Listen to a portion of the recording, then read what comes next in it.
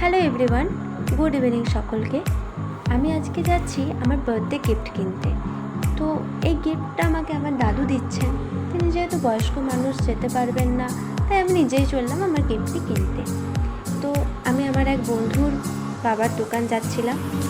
তো যেতে যেতে হঠাৎ করে মনে পড়লো, হায় আমি তো হেলমেট পরিনি, হঠাৎ করে যদি পুলিশ কাকুর সাথে দেখা হয়ে যায়, ব্যাস গেল। তো রাস্তা দাঁড়িয়ে হেলমেটটা পরে নিয়ে তারপরে আবার চললাম শিলাবতী নদীর ওপরে ব্রিজ পার করে সেই দোকানটিতে। আমাদের বাড়ি থেকে সেই দোকানটা বেশ দূর। তো গেলাম, তারপরে যে আরও অনেক ওখানে ম্যাটেরিয়ালস ছিল সেগুলো সমস্ত কিছু দেখে নিয়ে লাস্ট অবধি এটি আমার পছন্দ হলো এবং এটাই ফাইনাল করে নিলাম, রুপোর ব্রেসলেট। তো এটা নিয়ে আমরা ওখান থেকে বেরিয়ে পড়লাম, দিয়ে চপ, চা আর পকোড়া খেয়ে নিলাম। তারপর আস্তে আস্তে বাড়ি থেকে রওনা দিলাম। এর পরবর্তী ভিডিওতে আমি দেখাবো আরও কী কী আমি গিফট পেয়েছি এবং কীভাবে সেলিব্রেশন করেছি। ভালো লাগলে লাইক, শেয়ার, সাবস্ক্রাইব করে দিন। Thank you.